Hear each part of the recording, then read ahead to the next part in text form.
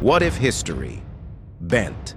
What if two empires, separated by 1,000 years, rose at the same time? From the east came Genghis Khan, leading 80,000 riders, a storm of hooves and arrows, fast, fearless, unstoppable. From the west came Alexander the Great, commanding 120,000 men, walls of bronze and iron, disciplined, unbreakable, divine. One ruled through speed and deception, the other through order and precision. One was the storm, the other, the thunder.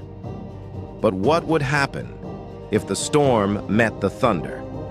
If the greatest cavalry the world had ever seen charged headlong into the strongest phalanx ever forged, the ground would shake, the sky would darken, and the earth itself would decide who truly deserves to be called the conqueror of the world.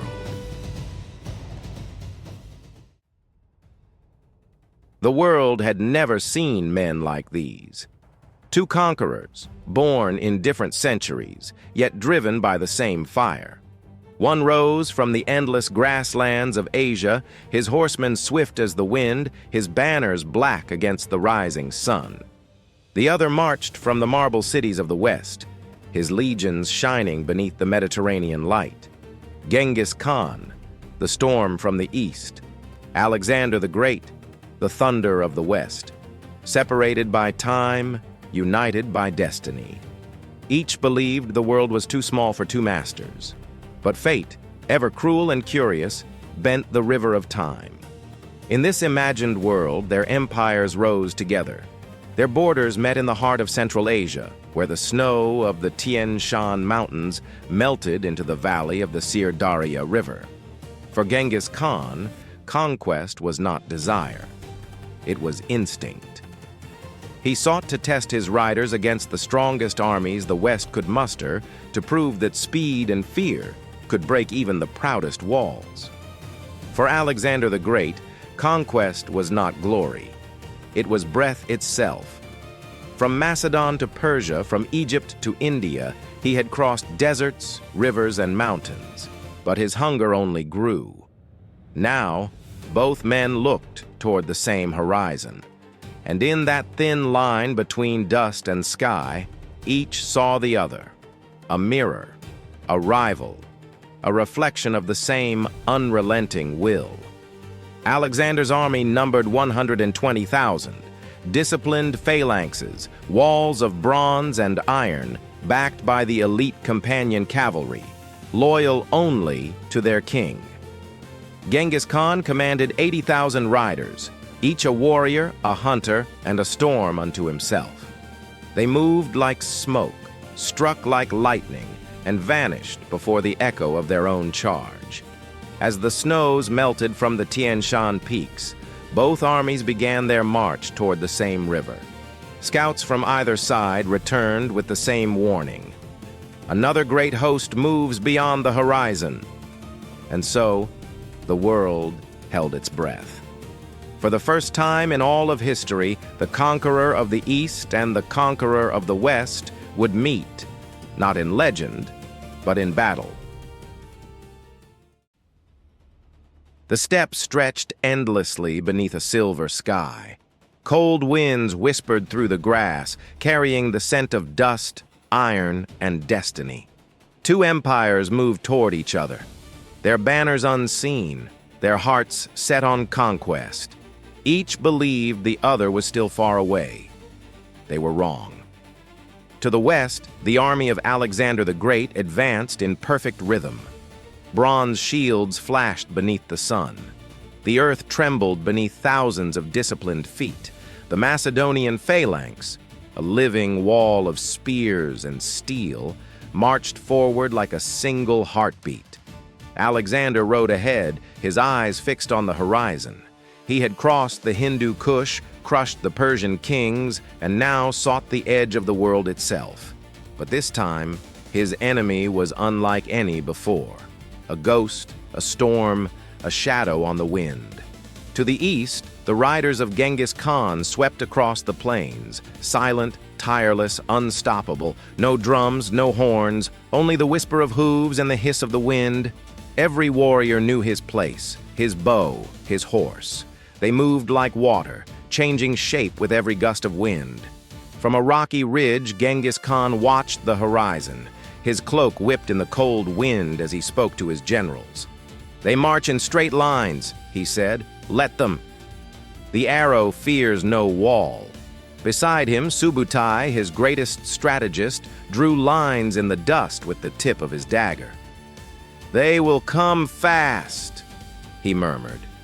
"Then we make them run faster." They were not preparing for a battle. They were preparing for a hunt.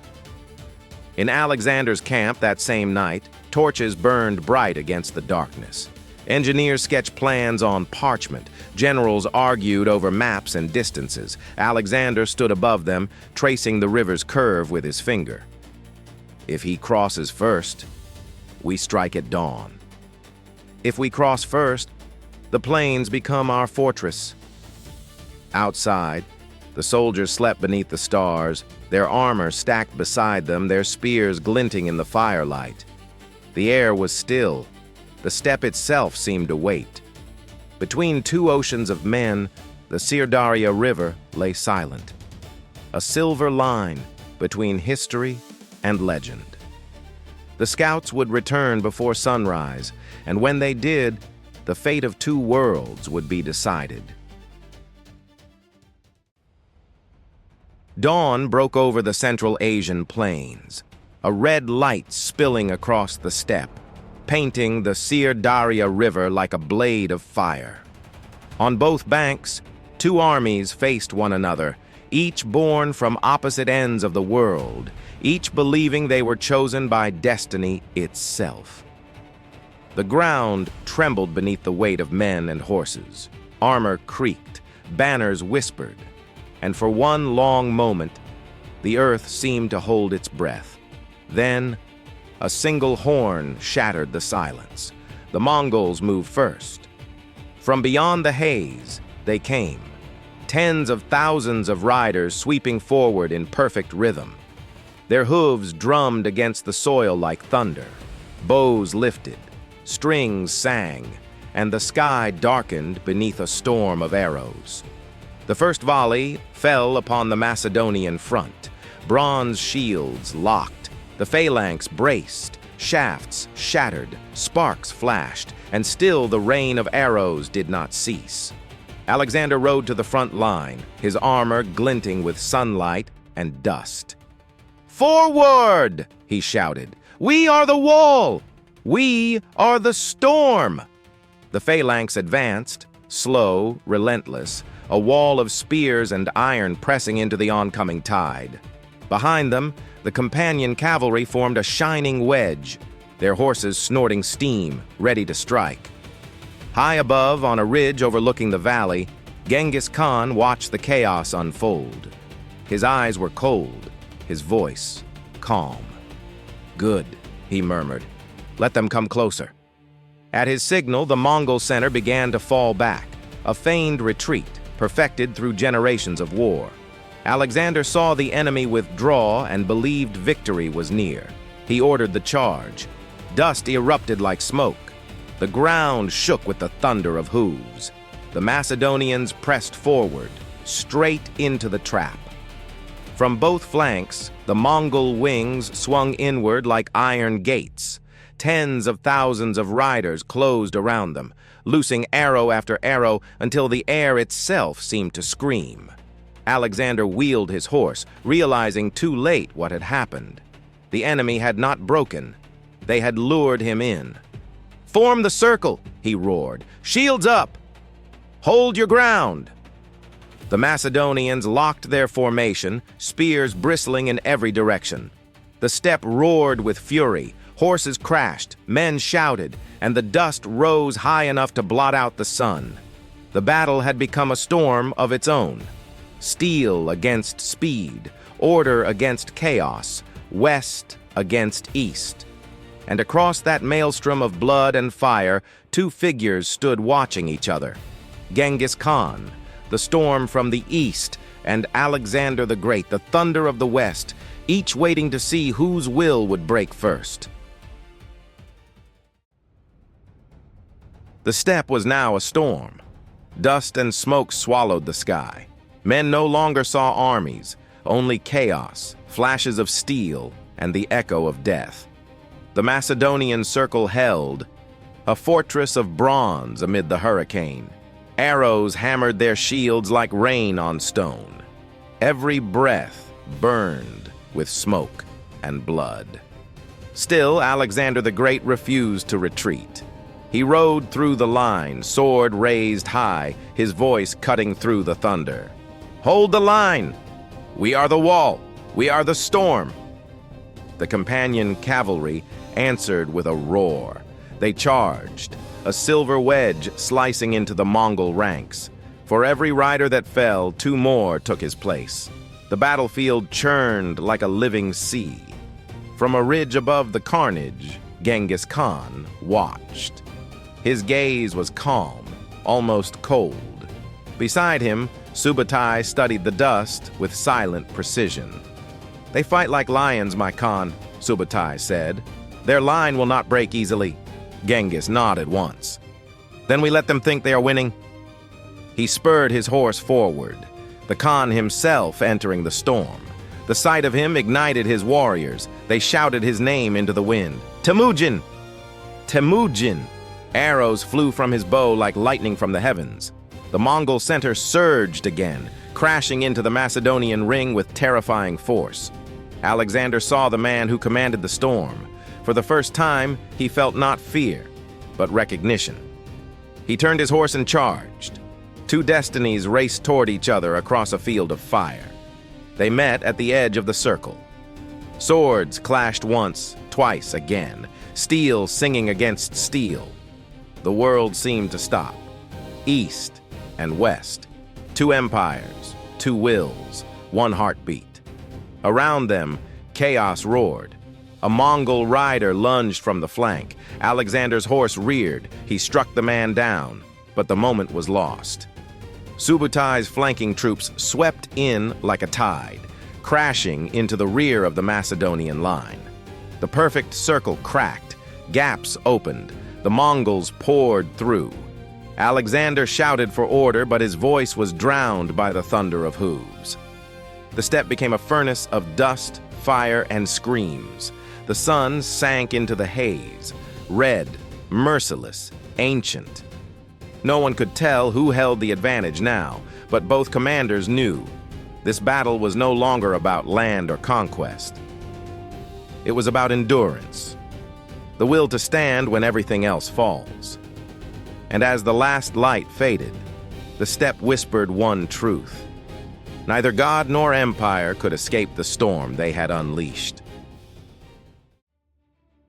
Night fell over the steppe like a shroud. The fires of battle burned in the distance, flickering across a land soaked in blood. The Sir Daria River ran red. The cries of the wounded faded into silence, and only the wind remained, carrying the scent of smoke, sweat, and the memory of greatness. Neither side had won. Both armies lay broken, their strength spent, their kings scarred. Alexander the Great stood among the fallen, his bronze armor dark with ash. Around him, the phalanx, what was left of it, watched the horizon in stunned silence. He had faced countless kings before, but never one who fought with such precision, such will. "He fights as I would have fought," he whispered, his voice hoarse, lost in the wind. Across the plain, beneath the pale moon, Genghis Khan walked among his own dead. The steppe was silent now. His warriors bowed their heads as he passed. Even in victory, there was no triumph, only weight. Subutai approached, kneeling beside him. "The enemy has fallen back, my Khan." "The day is ours," Genghis shook his head. "No, the world cannot be conquered, only endured." He looked to the western sky where the stars shimmered above the dying fires. "He will live. Let him live. The world needs men like him, to remind it that glory always demands blood." At dawn, smoke curled over the valley. The survivors of both armies began their slow withdrawal. Two empires turned away, neither defeated, neither whole. But in the dust and ruin, a legend was born, a story whispered by generations, of the day when the thunder of the West met the storm of the East, and the earth itself trembled between them. The steppe sleeps once more. The wind drifts over the plains, whispering through the bones of 1,000 fallen dreams. Time has buried their empires, yet their names still echo across the centuries. Alexander the Great, Genghis Khan, two men divided by 1,000 years, united by a single truth. That destiny belongs only to those who dare to reach beyond it. History remembers them not for the lands they conquered, but for the fire they carried, a flame that still burns in every heart that seeks greatness. Alexander died young, his empire splintered beneath the weight of his ambition. But his dream, to unite the world under one vision, became the foundation of nations yet unborn. Genghis Khan lived longer, his empire stretching farther than any before him. But he too learned the cost of conquest, that to rule the world is to fight the endless war within oneself. Their meeting, imagined or real, reminds us that power is fleeting but legacy endures.